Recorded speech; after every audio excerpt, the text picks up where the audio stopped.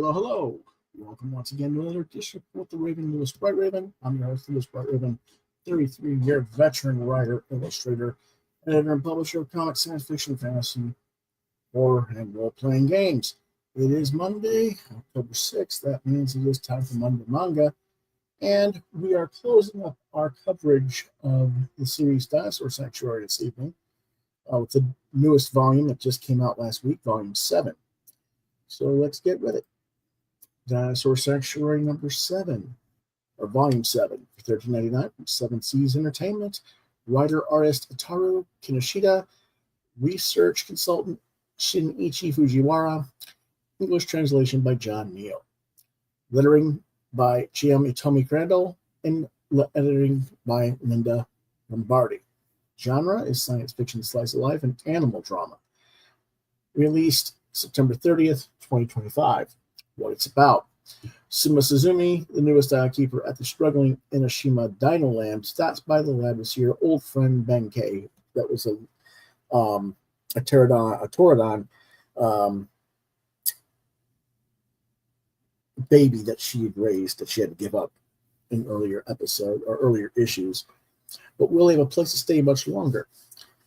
Because at the lab that he's at, we're going to close that down next. Back at the park, the crew from the local TV station that's hoping to capture a day in the life of a rookie dino keeper gets more than they bargained for when an unexpected visitor shows up in the Dilophosaurus's paddock. And to top it all off, it's time for Suzumi to learn the ropes at the park's facilities for disabled dinos. What did I think of this? Well, Dinosaur Sanctuary has become one of my preferred titles on the market overall, and especially in manga. It's consistently well thought out. Kinoshita clearly cares, and he and his research consultant Fujiwara do their research pretty diligently. I feel like if I give this book to middle schoolers, it would interest them enough to want to become zoologists or paleontologists. And that's about as high a praise as I can give any series, is that it has the potential to inspire readers to do something other than just be a fan. You're not going to read X-Men and decide to become the next Malcolm X or Martin Luther King. Sorry.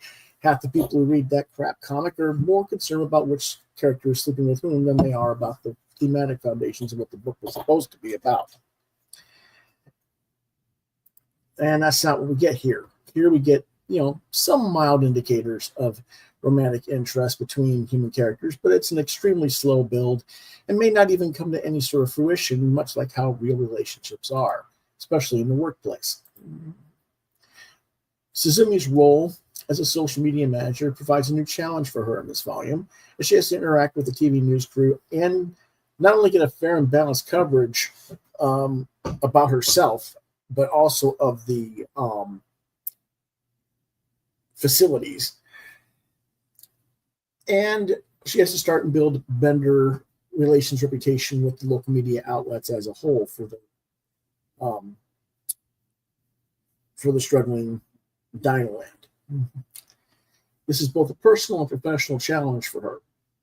Then there is the case of a smuggled velociraptor that the sanctuary crew has to capture, and the emotional relationship with her first dino baby, the Pterodon chick Benkei, whom she had to surrender to another group in earlier issues, which is now potentially going out of business and closing, and how this affects her and the dino and the young son of the owner of the other facility, because the kid wants to keep the dino, and he's like, well, I can't keep the dino because I keep the thing open, I can't keep the thing open because I'm losing money, etc. So it's quite an interesting conundrum.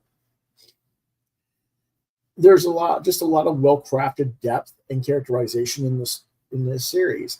It may not be the same kind of tensions and bombastic situations that superhero fans want, but again, for the right audiences, this is an exceptional series that I cannot recommend highly.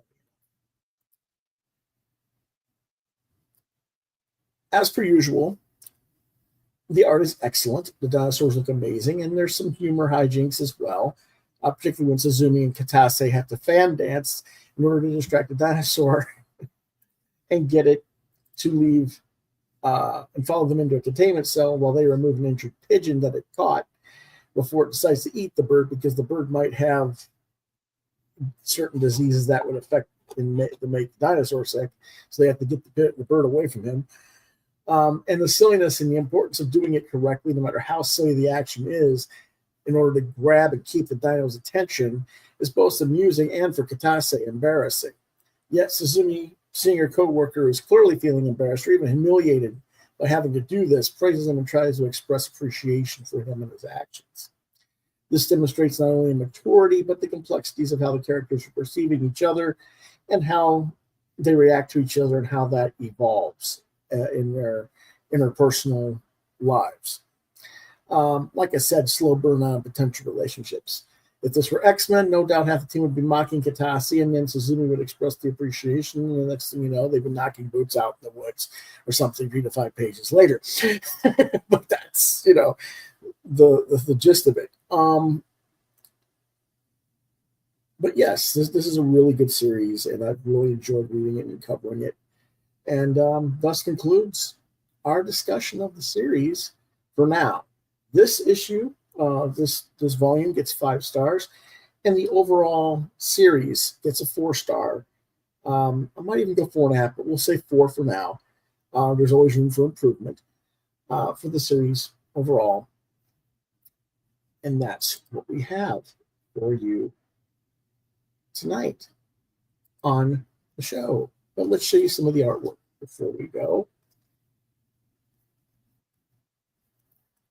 And if you don't know, you can't see him, but the Midnight Monster is in my lap, wanting attention, of course. But here's Benki.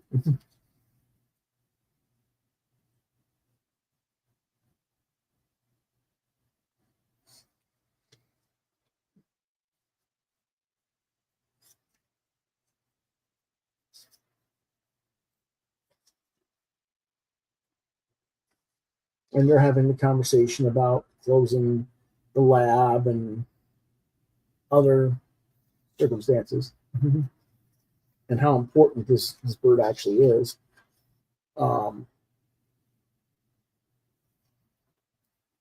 And there's the owner's son just throwing an absolute temper tantrum because you can't shut the thing and leave my friend without a place to live. Because that's his favorite dinosaur.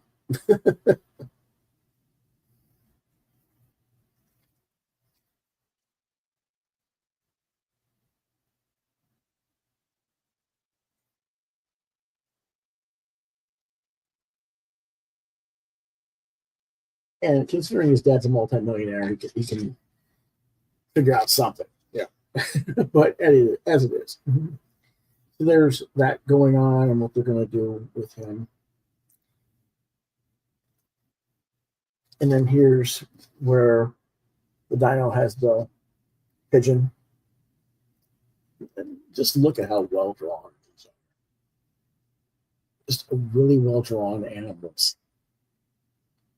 Both, the real animals and the fictional. I want to show the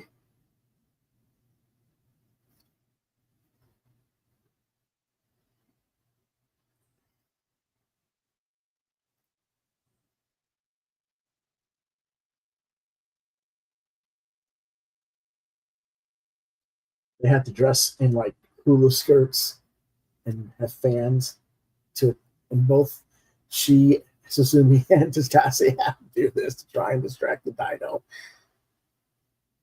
away from this food, and it's protecting the pigeon that's captured.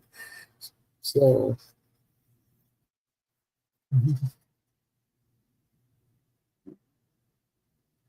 they have to do hula dancing with the fans to get the attention of the dino. And he's like, I don't want to do this. This is so humiliating.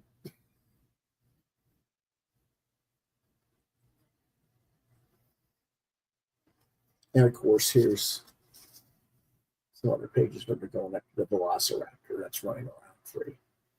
So, and as you can see, the Velociraptor in this has wings, unlike the Velociraptors in Jurassic Park, because they've learned that they're more like a bird-like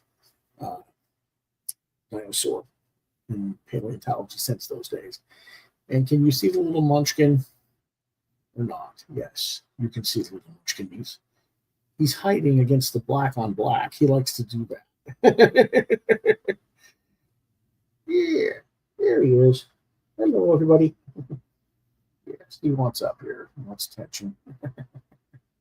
Hello. Hello, everybody. You want to say hi, everybody? You want to say hi? No, I'm going to hide my face. I'm going to bury my face in your shoulders. Oh, you silly monster.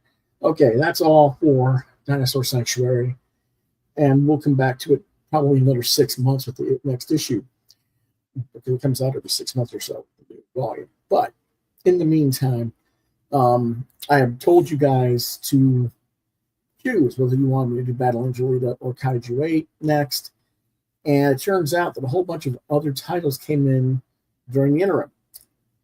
So what we're going to do for the remainder of the month. Next week on the 13th, we're going to cover Adam the Beginning number 12, which is the latest issue of that series. October 20th, we're going to cover Ghost in the Shell, the Human Algorithm, volumes 5 and 6. On October 27th, 2025, we're going to cover Gunsmith Cats Omnibus Volume 2. And then your decision was Kaiju 8.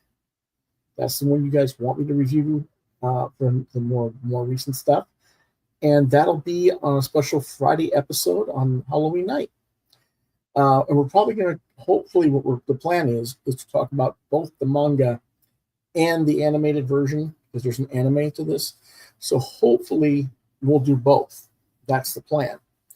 We're in the process of getting access to the first season of Kaiju 8 on,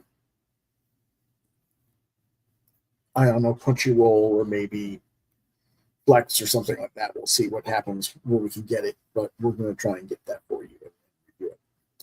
And that is the plan for Monday Manga. Tomorrow, we will be doing our crowdfunding campaign. We're going to talk about a campaign that I had supported that didn't get funded, and we're going to talk about some other titles as well. And we're going to show you some cool stuff that I got in the mail today that pertains to one of the crowdfunding campaigns we backed earlier. We already got the books, but we got some other goodies that came later. So that'll be tomorrow. And then Thursday, we'll have the whole review crew here for our regular weekly series of reviews.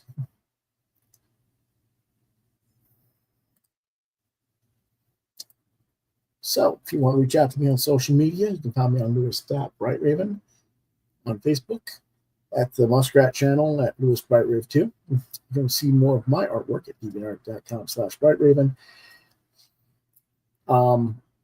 You've been watching Quoth the Raven, Lewis Bright Raven exclusively on YouTube. Quoth the Raven LBR72@gmail.com is the email address to try and reach out to me if you want to recommend books that you want us to try and review, or if you're a creator and you want us to look at your stuff, let us know. And if I don't get back to you on that channel, try lewisbrightraven@yahoo.com. That's all for now. We'll see you next time. Thank you for watching. Quoth the Raven, nevermore.